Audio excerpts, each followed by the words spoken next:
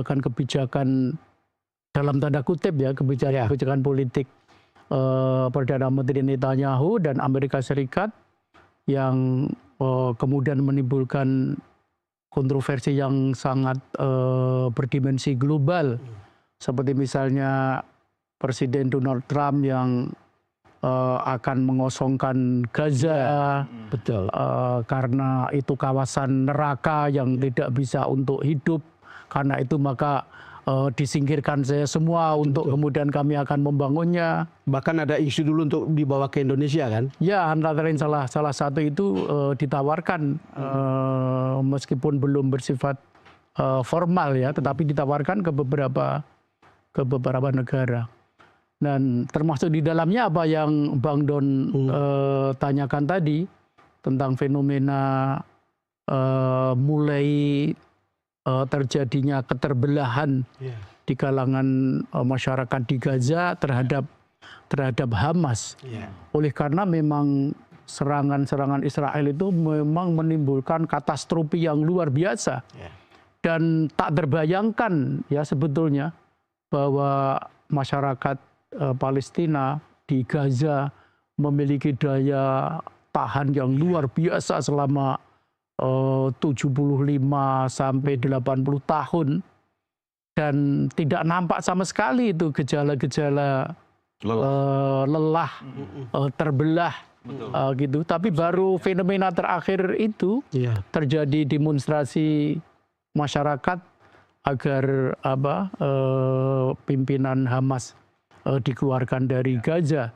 Yang kemudian muncul juga gagasan tersebut keluar dari Yordania. Meskipun gagasan atau usul dari Yordania menyebutkan secara kuantitatif jadi sekitar 3.000 pimpinan Hamas yang bisa dikeluarkan dari Gaza. Tapi itu juga menunjukkan sebuah fenomena baru kalau itu betul-betul terjadi. Karena seperti Bang Don ketahui bahwa permainan media internasional ini juga sedemikian canggih ya, sehingga apakah betul apa yang terjadi di sana itu demo seperti itu. Oleh karena memang perang di kawasan Timur Tengah terutama Israel Palestina, Israel Libanon, Israel Suriah, itu memang di samping perang secara militer juga perang secara opini. Perang secara opini itu luar biasa, sehingga memutarbalikkan fakta yang di lapangan itu sudah hal yang biasa. Karena ada berita, saya tidak tahu seberapa benarnya insiden ini terjadi karena ada pembunuhan balas dendam terhadap polisi Hamas oleh keluarga Abu Samra. Lalu kemudian itu dianggap sebagai bagian dari ketegangan internal yang kemudian menimbulkan demo tadi gitu. Ya, memang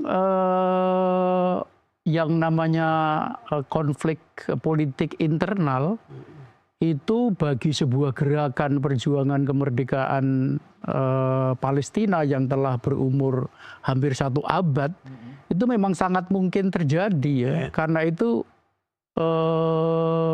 sesuatu hal yang sangat bisa dipahami kalau ada perbedaan-perbedaan politik, sehingga kadang-kadang menimbulkan aksi-aksi politik yang mengarah kepada kekerasan internal.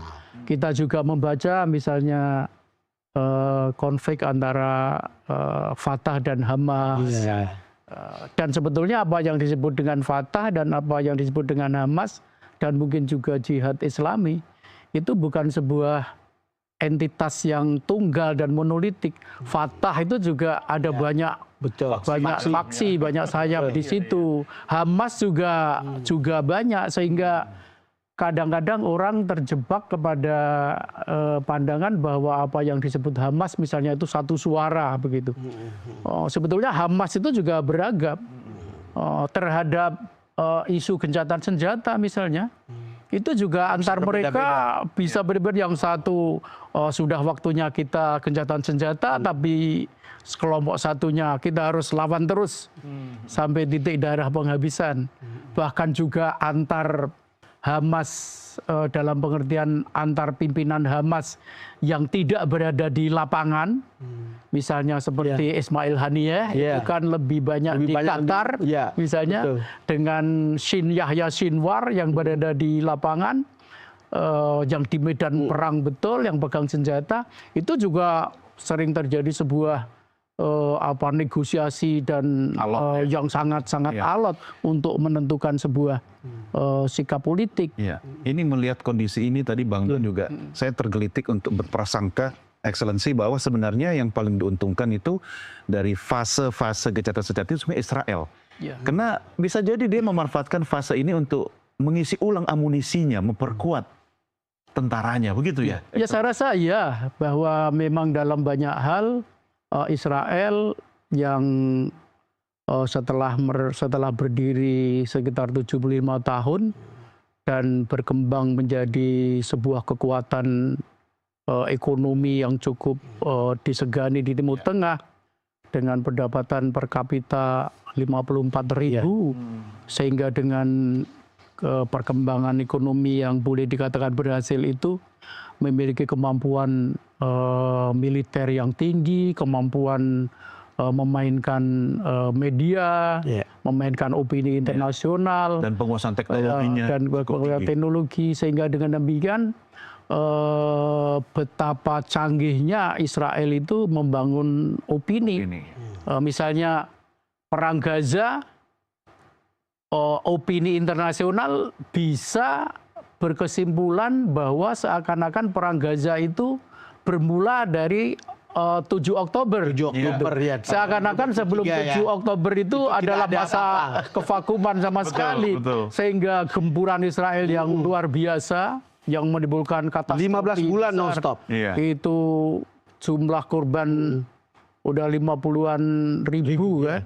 50-an ribu, terakhir bahkan lebih dari pada itu. Seakan-akan itu akibat dari apa yang dilakukan Hamas 7 Oktober. Itu sebagai sebuah pembalasan, bagian dari pembelaan diri dan sebagainya. Dan dunia internasional banyak yang berpihak kepada opini semacam itu. Hanya saja memang perkembangan baru yang terjadi di negara-negara barat itu juga sangat mengejutkan. Terutama di negara-negara Eropa dan juga di Amerika. Bahkan di universitas-universitas terkemuka mulai terjadi pergeseran opini yang kan hampir semua negara-negara itu mengecam sebetulnya tindakan Israel terhadap Palestina. Dan itu memang fenomena yang paling ditakuti oleh Israel.